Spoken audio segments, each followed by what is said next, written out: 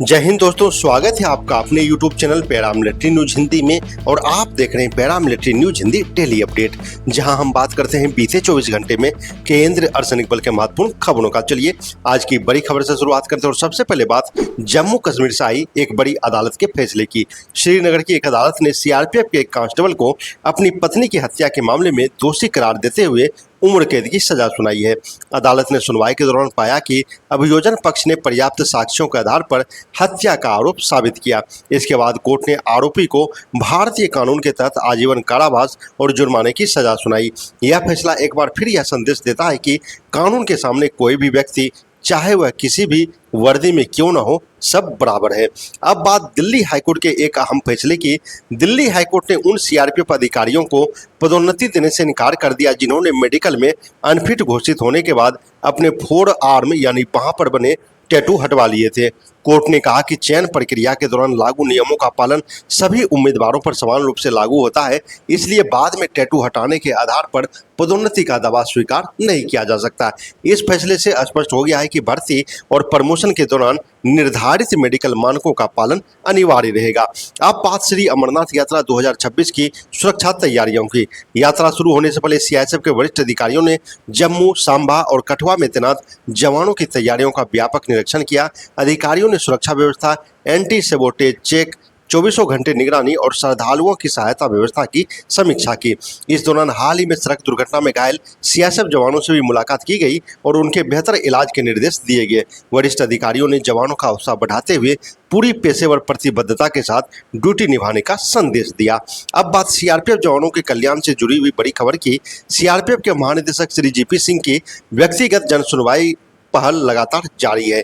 1 जुलाई 2026 तक कुल 7,052 आवेदन प्राप्त हुए हैं। इनमें से 5,214 मामलों की सुनवाई हो चुकी है, जिनमें 4,627 मामलों की सुनवाई स्वयं DG ने की। सिर्फ जून महीने में ही 626 जन सुनवाई आयोजित की गई।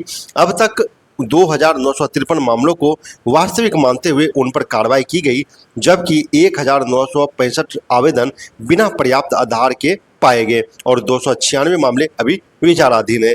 CRPF का कहना है कि लंबित मामलों के शीघ्र निस्तारण के प्रयास लगातार जारी है। अब बात SSB की। 2 जुलाई को शाम 4 बजे से 5 बजे तक FM रेनबो दिल्ली 102.6 मेगाहर्ट्ज पर प्रसारित होने वाले कार्यक्रम संदेश टू सोल्जर में SSB के इंस्पेक्टर कुमार ऋतुराज विशेष अतिथि होंगे। जो लोग रेडियो नहीं सुन सकते वे इस कार्यक्रम को न्यूज ऑन एयर ऐप पर भी लाइव सुन सकेंगे। यदि आप SSB या अन्य सुरक्षा बलों से जुड़े हैं तो यह कार्यक्रम आपके लिए खास हो सकता है।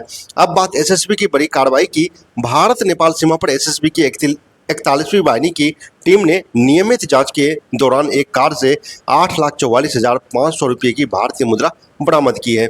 नकदी कार के अलग अलग गुप्त हिस्सों में छिपा कर रखी गई थी। इस मामले में सिक्किम निवासी चालक को गिरफ्तार कर लिया गया है और वाहन भी जब्त कर लिया गया है। पूरी कार्रवाई के बाद आरोपी, नकदी और वाहन को आगे की कानूनी कार्रवाई के लिए कस्टम विभाग को सौंप दिया गया है। SSB ने कहा है कि सीमा पर अवैध गतिविधियों के खिलाफ विशेष अभियान आगे भी इसी तरह जारी रहेगी। अब एक बेहद दुखद खबर आ रही है।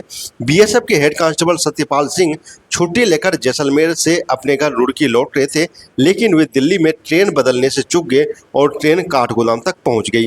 वहीं जनरल कोच में वे बेहोशी की हालत में मिले, जहां अस्पताल में डॉक्टरों ने उन्हें मृत घोषित कर दिया। प्रारंभिक आशंका है कि सफर के दौरान जहरखुरानों ने उन्हें नशीला पदार्थ देकर लूट लिया। उनका मोबाइल, पर्स और अन्य सामान भी गायब है। पहले सबकी पहचान नहीं हो सकी, लेकिन बाद में आधार कार्ड मिलने पर उनकी पहचान हुई। अब GRP ने हत्या का मामला दर्ज कर जांच शुरू कर दी है। और अंत में बात एक प्रेरणादायक खबर की। अमरनाथ यात्रा 2026 के दौरान नुनवान बेस कैंप में CRPF की महिला जवानों की विशेष टुकड़ी तैनात की गई है। ये महिला जवान सुरक्षा जांच, महिला श्रद्धालुओं की सहायता, भीड़ प्रबंधन और वरिष्ठ नागरिकों की मदद जैसी महत्वपूर्ण जिम्मेदारियां निभा रही है।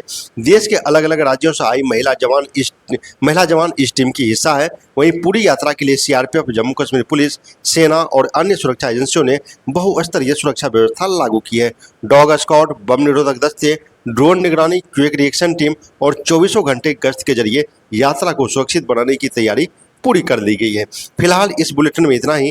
अगर आपको यह वीडियो जानकारी पूर्ण लगा हो तो इसे ज़्यादा से ज़्यादा शेयर करें, चैनल को सब्सक्राइब करें और बेल आइकॉन जरूर दबाएं ताकि पैरामिलिट्री फोर्स से जुड़ी हर बड़ी और भरोसेमंद खबर सबसे पहले आप तक पहुंचे। जय हिंद।